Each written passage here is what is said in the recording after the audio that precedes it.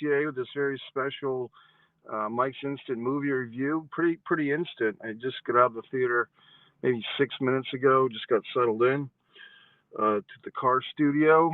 Like I said, I like to make these movie reviews instant. I like to see the movie and then come directly to you with my thoughts, opinions, and so forth. If you're new, to subscribe to Mike Messier YouTube channel. I also make my own movies, and Disregard the Vampire, a Mike Messier documentary, full title, 11 award-winning project, and Blood Sugar Sedace feature film you can see here on the channel. And let's talk about Spider-Man. So, No Way Home. This will be a spoiler reaction review. So, before I get into the spoilers, I will say this. Is it worth seeing? Yes. It is probably, the more you know about this Marvel comic universe of films and so forth, probably the better you'll like the movie.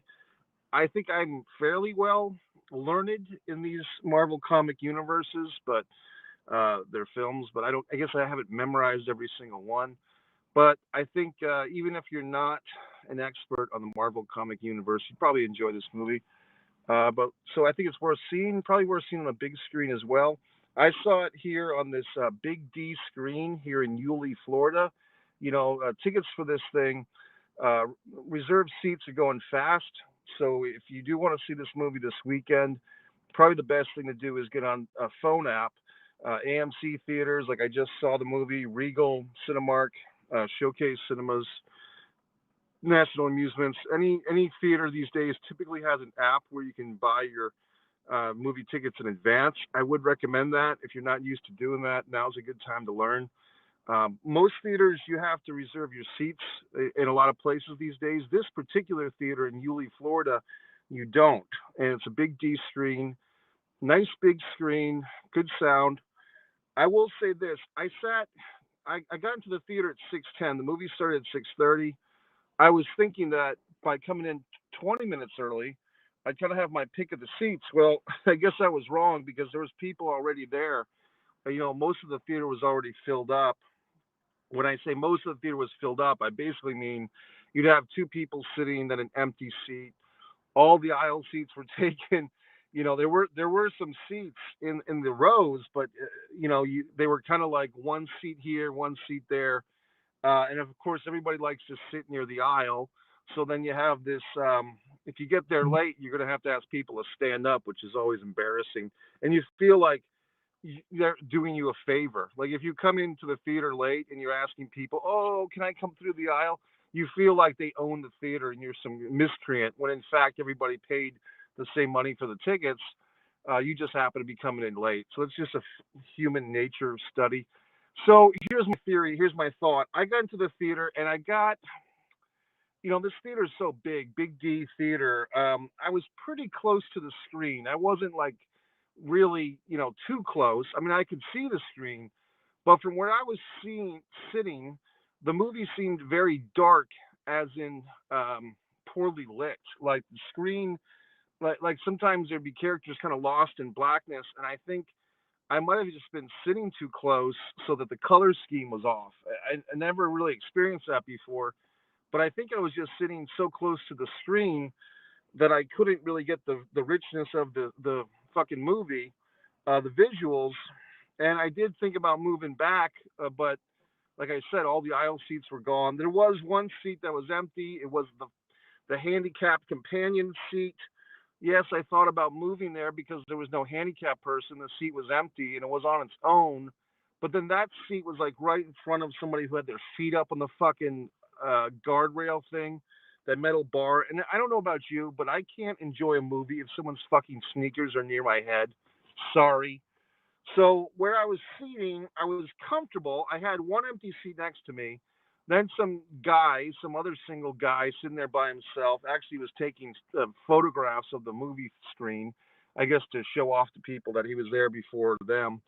Then there was like an empty seat next to him and then some other people. There was a woman in the theater who had a crying baby at times, and it actually interrupted some dramatic moments. At least the woman tried. She did take her child out of the theater, but the baby was crying. The baby was not respectful to the movie. What else? Let's get into the nitty gritty. So I guess, whenever it came out, 6 or 7 fucking years ago, I remember when this Doctor Strange movie came out, and I told myself, wow, I want to go see that movie. Same thing that happened with that, what was the one with the Joker? Uh, like the four people with, what's her name? The pretty actress, the blonde, Margot Robbie. You know what I'm talking about? Oh, we get some comments here, break my monotony up. Hey, Peter, how's it going, buddy? Just saw it, bro. Yeah, welcome to make some comments. Give it a star rating. Give it some review. Peter, good guy, who was very helpful in the Avalonia Festival clips, the videos. Thanks, Peter. But yeah, so here, I like the movie. I wish I had seen Doctor Strange. And wow, geez, Peter's hardcore, man. I'm going to see it again in an hour. I hope you have one of these apps, Peter, like I do, AMC Theaters or Regal. You can see with AMC basically about 13 movies a month. Uh, it's 3 movies a week for 21 bucks a month. That's AMC. Regal Theater, it's even a better deal. Regal, I think, is like 21 bucks a month for all the movies you want to see the entire month. There are some stipulations. There are some things that are exempt, like if it's a private screening or a fucking special event or something. But for the most part, I mean, I just saw this movie without paying extra, so that was great. So we got a real fan here, Peter. That's good to see you, buddy. I enjoyed it. Look, what's my favorite part? Peter, you might agree. Spoilers coming, folks. My favorite part is seeing the other Spider-Man in the movie. Yes, yes, yes. That's the big reveal, folks. I guess if you've been on social media, Twitter, Facebook today, Instagram, all the spoilers are coming hot and heavy. And a friend of mine was upset that he was seeing all the spoilers, but my friend can take a day off from the fucking internet, if he doesn't want to see the spoilers. That's how the internet works, folks. If you don't want spoilers, you avoid what's going on. You avoid social media. But yeah, fucking Tobey Maguire. First, it's Andrew Garfield, and then mere moments later, it's Tobey Maguire. I think both of those guys are great in this. And this might be the first time, as far as I know, that any type of movie franchise did this type of thing, like a tip of the hat or the different actors that played the same character coming together. And that's actually a major plot point in this movie that kind of answers the riddle or the question, why do we have all these different Spider-Men? Well, because now we have a multiverse. So it could be just a convenient thing for Marvel Comics universe that the 3 actors are still alive. Andrew and Toby are still in great shape, and or maybe they got in shape for this movie, and here they were, willing to work, ready to work. Toby McGuire, especially, looking like a cool youth pastor, as Garfield Spider-Man says. I thought it was cool, um, cool in a good way, and I thought that what was really impressive to me, folks, was not so much my own enjoyment of this film, which was pretty good, but the audience that I just saw this movie with, they were fucking rubbed up for this thing. They literally cheered after the Nicole Kidman did her shtick. Like there's this at AMC theaters, there's this promo, like a 1 minute promo that starts before every movie with Nicole Kidman goes to see a movie, and she basically puts over the AMC movie theater experience. As soon as that thing ended, which basically is the last thing before the actual movie you're seeing starts, the crowd popped. Like the crowd cheered just for the fact that the previews were over, the commercial was over, and just the fact that the movie was about to begin, people were cheering for it already. So once you have that captive audience, I mean, to me, this thing was really a lesson in marketing. Like I just saw a great movie yesterday, Wolf, and I was the only one in the theater. Well, I go to see Spider Man, and the fucking theater's, I don't know, 200 people, 300 people, something like that. So what's the difference? It's marketing. I mean, if I were to tell you which movie I thought was better, I'd probably go with Wolf, but that's not the one that's got all these people. James Janigan, SEO and digital marketing. Hey, this is my show. Very good. Glad to have you. Hey, James, how you doing tonight? So I went to go see the movie. I liked the movie a lot. Like I was saying, the crowd, the audience was even more into the movie than I was. There's a point where a blind character pops in kind of early, and the crowd went nuts for him. Like the audience, like the live audience. I haven't been to a movie in quite some time, folks, where the audience was so revved up and just kind of into this fucking thing. And when Garfield came out through that parallel universe, the crowd exploded again. Now, oddly enough, you know, I think I'm in some type of meta universe here because I remember seeing those Andrew Garfield movies 10 years ago and nobody seemed to care. Well, James, I hope I did give the warning, buddy. I am talking about the movie. I hope you saw it already. I don't want to spoil it for you, buddy, but I did put the warning. I do have spoilers in here, but I just saw the movie, James. Have you seen it? My buddy Peter has seen it. Let's see. What was your thoughts on the Flash TV series? Didn't watch it, buddy. Any other superhero shows that you love? Highlander, which is not quite a superhero, James, but if you've ever seen the Highlander movie, 1986, Christopher Lambert. If you haven't seen it, I recommend it. Glad that you saw the movie, James, because now we can speak freely. What other, what I thought was funny, buddy, was the Hulk. Like bad the people who did Hulk with Ed Norton, and then a couple of years later there was the other guy that did Hulk. I guess they didn't think about they didn't have the same marketing sense as the Spider-Man people did. If you remember that, there was like two Hulk movies within 3 or 4 years of each other. Other comic movies. I mean, look, old school, really old school, the Christopher Reeve Superman movies, at least the first two, with the three bad guys. I believe it was Marlon Brando. And the other two, the girl was really kind of sexy, the bad girl in Superman 2. Different Batmans. I mean, this is a type of thing that, if you had the Batman guys doing this multiverse thing, but I kind of feel like Spider-Man just put the coup de grace on this. Like no other film franchise, whether something like Batman could conceivably do something like this, where it's very very meta. You take the different characters from the different threads of the series, and you have them interact with each other. With this one, it's kind of led by the villains. I haven't even gotten to them yet. I'm forgetting the guy's name. The guy who plays Octopus Man, the Dr. Octavio. Alfred Molina, I believe his name, great actor. I always want to say Christopher Walken, but it's not. It's Willem Dafoe, another great actor. I always confuse him with Walken, but they're two different guys, obviously. Jamie Foxx, I thought was a lot of fun in this.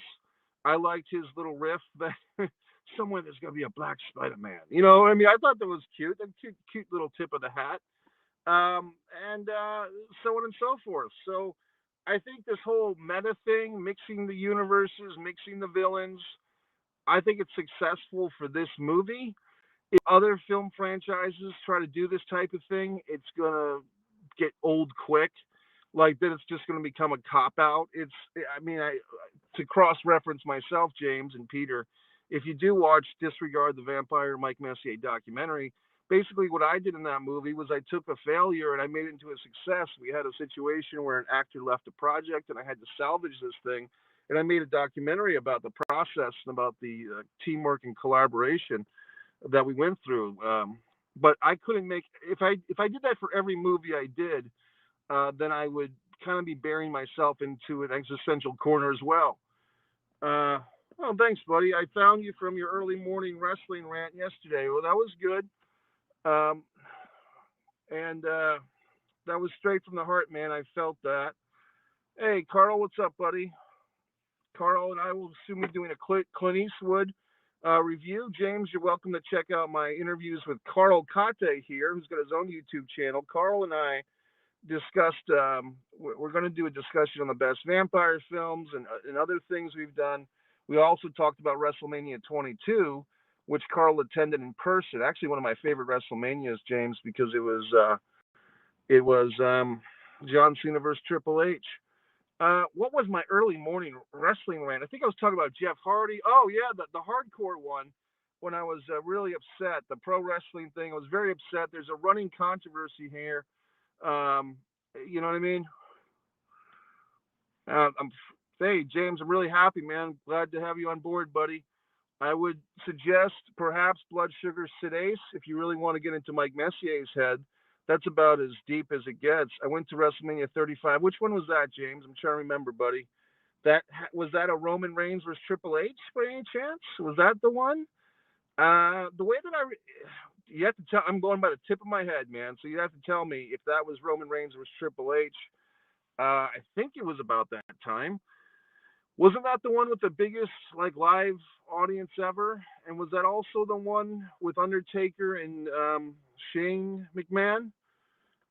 Let's see. Oh, Kofi won the belt. Okay, so that was Bryan Danielson versus Kofi and Becky Lynch. Oh, so that was in New York, I think, and that was Ronda Rousey and Charlotte Flair in the women's match. I did like that thing. Yeah, MetLife Stadium. So I don't know if you are in New York, uh, but James, if you are a digital marketing specialist, by all means, maybe we should talk shop because I definitely need to get this channel to more people.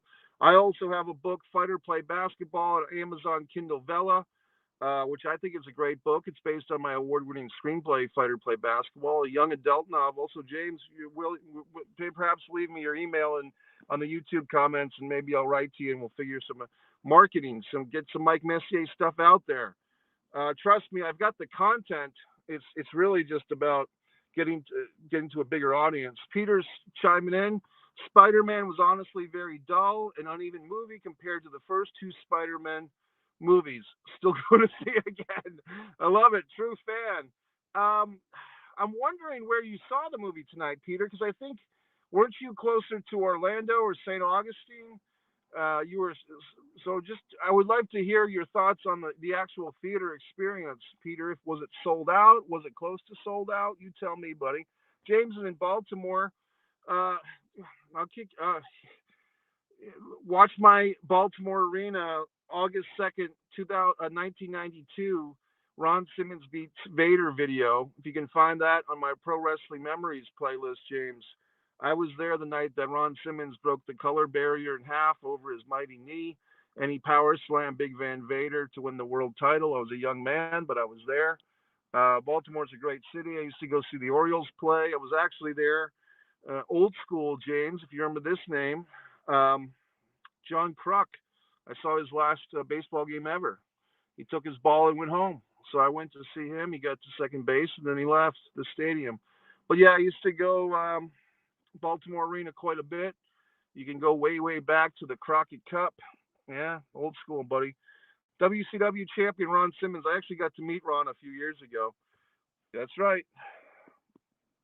John Kruk for the Phillies. I was there in person for his last game at Camden Yards. And Orlando, 3 p.m. Oh, see, Peter, you got me, buddy, because I was wondering if this movie was in 3D, and I felt a little left out. So guess what, folks? That gives me reason to see it again. Now, here's the thing with the 3D movies. You got to see them quick because the movies that are in 3D don't last in 3D forever. You got about a week, if that, to see it. So, I mean, this one might be a little bit longer, but from my experience, I'm going to have to see this Spider-Man movie again, maybe Monday or Tuesday of next week in 3D. In 3D. I was wondering why the screen was a little dark. Maybe I should have seen it in 3D. I didn't know it was available in 3D, Peter. Let's see. You would cut amazing wrestling promos. Do you have experience either as a wrestler or a manager? As a matter of fact, I do, James. If you check out on subscribe to Mike Messier YouTube channel playlist, there is my wrestling career, Mad Dog Mike Messier. Some people have rumored that I wrestled as Smudge Baby. Some people have rumored that I might be associated with the Mass Wrestling Fan. I don't think so. Mass Wrestling Fan's a totally different guy. He's got a playlist here that I allow him to have. He tells some good wrestling stories. If you watch the promo, if you just put Mike Messier the promo, and perhaps Vince Russo, you'll find right here on the channel my promo with Vince Russo about 3 years ago. Announcing, I have done some ring-announcing, James. My sit-down with Sandman shows my ring-announcing abilities. And I live in Jacksonville, Florida, so I have written to Tony Khan a few times. I don't know if he got the letters or not. That was a couple of years ago. Maybe I should try again. But I've been growing the wrestler hair. I mean, people have been commenting this long hair thing is new for me, but I have a lot of pro wrestling experience. In fact, I've written a giant storyline that I've wanted to get in front of the WWE or probably better off at AEW at this point. And I had a job interview for the WWE. Do you think AEW, let's see, buddy, get to this question. Do you think AEW is going to get oversaturated with the influx of new talent pouring in? Great question. Well, we know, and my buddy AJ, another subscriber, wanted me to discuss Kevin Owens. So Kevin Owens is staying put. He's staying in WWE. Oversaturated. Well, here's the thing. Could they do something kind of like a roster split? Not maybe not an official one, but could they have like an unofficial team Rampage? Maybe expand Rampage to 2 hours. I think there was some talk about that a few months ago, but I think that talk's died down. Maybe take Rampage off Friday nights. I mean, I think that they were trying to bank on this lead-in from SmackDown, but I think it might be better if they took Rampage off Fridays, because 10 o'clock doesn't seem to be a great time for everybody. And it's a pre-taped show anyway. 9 times out of 10, they tape Rampage after they tape Dynamite. Yeah, I am more of an AEW guy, more independent. You seem too free thinking for a corporate environment. Well, I appreciate that, James. And I'm pretty old school, man. I was going to ECW shows. I did a lot of commentary for Top Rope Promotions. That's a company that people don't know about, but it's up in New England. I wish they would release some of their old videos, because Biff Busick, who just got released by WWE, was our champion for a while. He had a great street fight with the owner of the promotion, Steve Ricard, that I did commentary on. Mike Bennett was our champion. He used to be called Epic Mike Bennett. He actually met his wife, Maria Kanellis, at a Top Rope Wrestling show in Fall River, Mass. Vinny Marseglia, Matt Taven, they all cut their teeth in Top Rope Promotions, 10 years ago and so forth. And I was there doing commentary. Unfortunately, a lot of these matches, I don't know where they are, if they ever got released on DVD or anything. Still remember when Stone Cold Steve Austin got injured, SummerSlam 97. I remember that too, buddy. He was a rough, brutal tombstone pile driver. Funny thing is, Carl and James and Peter, if you're still here, if you ever see Stone Cold Steve Austin in Japan, it's like the 1992, maybe it was the NWA title tournament, or maybe just a different tour of Japan, back when he was still stunning Steve Austin. Steve Austin does a tombstone pile driver on a Japanese guy and almost breaks his neck too. Yeah, Owen never apologized for injuring Stone Cold. You're right. Stone Cold's talked about that. Jim Ross has talked about that. The question is, why didn't Owen ever apologize? This is how I kind of think of it, guys. And maybe I'm giving Owen the benefit of the doubt, but a lot of people think he was a stand-up guy, and this was kind of the exception. Maybe Owen was so shamed, so embarrassed, and so remorseful about that botched pile driver on Austin that he couldn't bring himself to apologize because he felt so bad about it. So I'm just trying to give him the benefit of the doubt. James got another comment. Stone Cold's best match is with Bret Hart. Then Bret Hart's brother almost breaks his neck. Ironic. Yeah, good point. I mean, actually, I would say 2 of Stone Cold's top 5 matches, maybe top 10, because the Survivor Series 96 match in Madison Square Garden was a great match too. And of course, the WrestleMania 13. Much respect for Owen, not trying to tarnish his name, RIP. Well, I appreciate that. Well, we all know that. I appreciate you saying that. Owen's memories will be alive and well in this AEW Owen Hart Cup. I actually did a video not too long ago. It's once again here on the Pro Wrestling Rants, James. I did my Owen Hart What Could Have Been video. So a lot of these topics I've covered, but Owen Hart What Could Have Been is a great tribute video that I did a couple of months ago.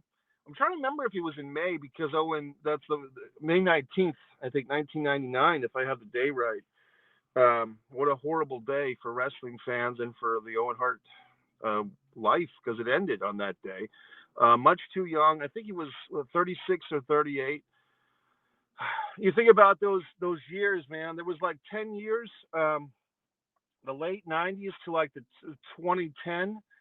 Like, if you just put the pro wrestlers that died in like that 10 or 12 year range, Rick Rude, Mr. Perfect, Road Warrior Hawk, you know what I mean? Just unbelievable. And of course, Owen and Pillman, going back into 97. I'm a big Brian Pillman fan, as people know. Yeah, it was called the Over the Edge pay-per-view. You know what was really weird? there was, I think, like the 10 or 15-year anniversary of Owen's death. The WWE had like another pay per view.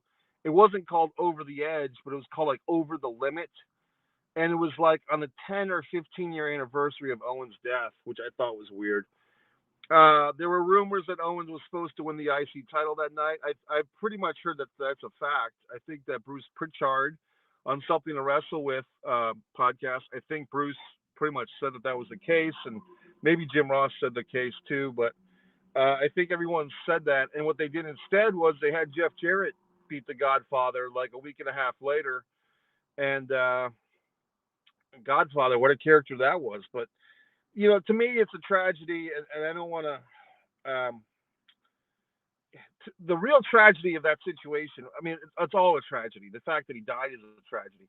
But the fact that he died in this god awful blue blazer outfit, a character that he really didn't like, you know what I mean? My thoughts on Jim Cornette, I have a lot. I enjoy his content. He's outspoken. People love or hate him. I'm on, oddly enough, I'm actually good, I would say good friends or fairly good friends with Vince Russo. I was on his show for an hour, and Vince is a great guy, but of course Jim Cornette hates Vince Russo. As far as listening to Jim Cornette, I listen to him quite a bit. I do find that a lot of times he's looking, and I do this too, but especially with AEW, he's looking to tear it apart. He's looking to find the holes in the Swiss cheese rather than enjoy the cheese content. So, and look, I get where Jim's coming from. If I could build a time machine and make it 1987, Sweet Stan and Beautiful Bobby against Ricky and Roberts, best out of 95 falls every night of the week, right? I do that too. I do that for Jim. I mean, I think Jim is one of these guys. He loves his career, the Midnight Express, Bill Watts, even the tough times that Cornette has. Cornette loves his career, but I think what he's trying to do sometimes is he's trying to make everybody wrestle like his guys wrestled, or he wants the business to be like it was 20, 30 years ago. Guess what? I feel that way too, but it's not going to happen. So you adjust or you die. And the way that I felt about AEW, James and Peter and Carl, is that AEW is kind of like the friendly ghost of wrestling past. I'm not saying that AEW is as good as Jim Crockett Promotions in '87 or ECW in '97, but it's the closest thing we have. It's like a nice friendly reminder. Guys like FTR though, I put them up against the Midnight Express. Uh, what are my thoughts? I listen to Jim. I like Jim.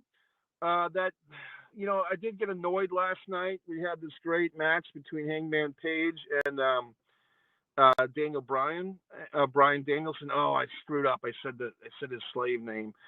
Brian Danielson, his old WWE name. I said it by mistake because I was thinking about it too much. Brian Danielson, and somebody in the front row had a cult with meat with extra cheese sign. If you haven't seen that one, James, check that out. But basically, this Jim Cornette has a parody song, "Cult of Meat with Extra Cheese." I think it's funny. ROH, I have a history with them as well as a fan. ROH is interesting. Too bad they ran into financial problems. Look at all the stars that have come out of there. CM Punk, Brian Danielson, AJ Styles. A lot of the early TNA guys worked both Ring of Honor and ROH. I'm sorry, both Ring of Honor and TNA. And then at some point, TNA said you had to choose one or the other. And I think that's why guys like AJ Styles became exclusive TNA guys. But there was a time in the early, like 2003, when TNA Wrestling and ROH pretty much had the same roster. And then I think it was from the TNA side that people had to pick a side. Here's the thing. I have a funny story about Homicide and Samoa Joe. James, you might want to check out that video. I know I'm cross-referencing you to many videos tonight, but my story about Samoa Joe and Homicide backstage in 2003, it's a great story that I have on video about here. And those are cool guys, Homicide and Samoa Joe, and actually Christopher Daniels was the hero that night. I went to a lot of the early ROH shows. I think I counted. I've been to 7 ROH shows in my lifetime. Let's see. I think the first one I went to was in Massachusetts. The two brothers the Briscoes actually wrestled each other. One of them was too young to wrestle in Philadelphia, but he could wrestle in Massachusetts. And the other guy, it was like Jay versus Mark Briscoe. They didn't have the beards yet. They still had all their teeth for the most part, and they had like a 45-minute match. These two cousins. There was two brothers. They had the Christopher Street Connection was on that show. That's kind of an ROH act that people don't want to bring up anymore. And then I went to the tag team title tournament in Philadelphia. I should put these on a video. I'll save that for another video. I went to this crazy bus trip from Rhode Island to Philly to see some ROH shows, and I did it twice. Adam Scherr, a.k.a. Braun Strowman, showed up there. You're talking about ROH. I wonder why he didn't hitch on with a bigger promotion. Heard Impact couldn't afford him. Wonder if AEW or WWE showed interest. He looked great. He looked great, man. I did like Spider-Man. Carl, I did like it. I think you'll like it too, especially if you're in the canon, if you know the Marvel Comic Universe canon. I thought I did. I didn't know it as much as the rest of the audience did that I just saw this movie with. My buddy Peter here is going to go see it again. He saw it at 3 o'clock tonight, 3 o'clock this afternoon. He's going to go see it again. So let's talk about this Braun Strowman guy. He looked awesome. He looked physically probably the best shape we've seen him. Of course, he's had a couple of months off. And if he's hanging out with EC3, whatever Ethan Carter III's real name is, EC3 is really into fitness. Obviously, he looks great too. So I don't know if those guys are exchanging, protein shakes or cracking each other's back like the two Spider-Men or whatever. But I thought it was good. Interesting. What could Braun Strowman do in AEW? I mean, he'd have to fight guys like Luke Hawx, but I guess he could fight smaller guys too. I think what might be maybe a good fit for Braun, and I was thinking about this. Maybe if AEW had him on like a part-time contract, like, hey, we're not going to hire you full-time, but if we had 6 dates a year for Adam Scherr, maybe they want to do something like that. And maybe Adam Scherr doesn't want to do that. Maybe he wants to wrestle full-time. I don't know. I mean, I can't speak for him, but I do feel like there's a place for him.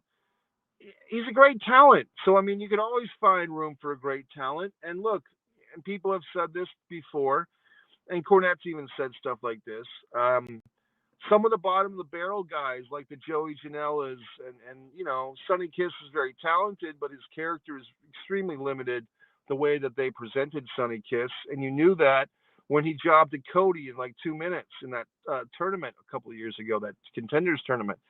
But there's some guys that we haven't seen on AEW in months, at least not on the main Dynamite show, because for every time Bryan Danielson wrestles for an hour or 30 minutes, that's less of Joey Janela we have to watch, or less of the Dark Order guys. You know what I mean? So it is kind of like if you get more steak, you're going to lose some fat, or whatever the expression is. So I don't know, man. I think Adam Scherr has a future. Obviously, if he doesn't do wrestling, if he can't get booked enough for wrestling, there's always film, because, I mean, a huge guy like that could be in a lot of these movies. He could be in the Spider-Man movie, for God's sake, as a bad guy, or in a lot of things. So, I mean, he's very talented as far as a presence, and you have to give the guy credit for just being in great physical shape. I'm talking about Adam Scherr once again. I did like the movie, Carl. I did like it, and I will go see it again. I'll see it in 3D, like Peter did. And so that's about it, guys. So I think I'll let you go. James, I appreciate you, man. Thanks for coming in. I hope you have subscribed. Make sure you hit that alarm button. I do these interactive rants 2 or 3 times a week. Carl and I will be discussing Clint Eastwood films eventually.